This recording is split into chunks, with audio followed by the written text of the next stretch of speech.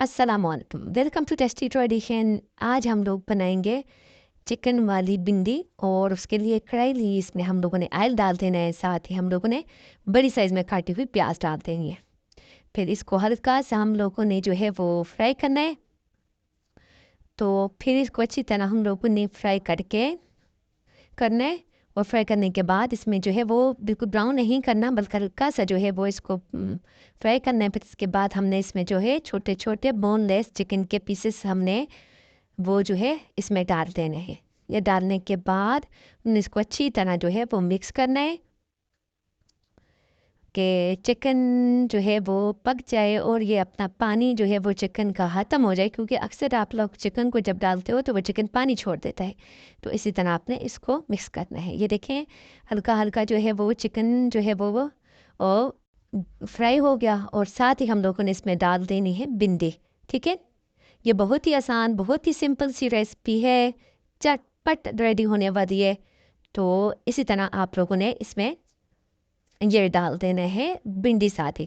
तो एक चीज़ याद रखिएगा, जब आप लोग इसमें टमाटर प्याज ये में ब्राउन करके भी करते हैं, ऐसे कभी भिंडी को फ्राई करके भी बनाया जाता है। बहुत से तरीके हैं बनाने के, मगर आप ऐसे अगर आप लोग ट्राई करोगे बहुत ही आसान, बहुत जल्दी रेडी हो जाएगी। और दूसरा बहुत ही ज़बरदस्त, बहुत मज़े की रेसिपी होती है।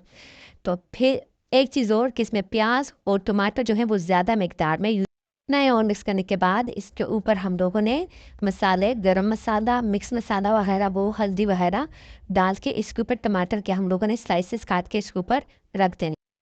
अच्छे से टमाटर आप लोगों ने इसके ऊपर फैला के, और फिर आपने जो है वो टमाटर का जो पेस्ट बना के मैंने रखा हुआ, मैं थोड़ा सा वो ऐड कर दूंगी कि ये अच्छी तरह इसमें टेस्ट आ जाए।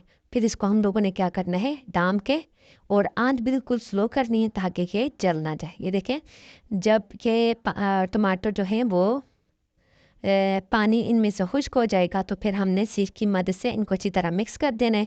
ये हमारी भिंडी, चिकन भिंडी रेडी हो चुकी है, बहुत ही मज़े की, बहुत ज़बरदस्त।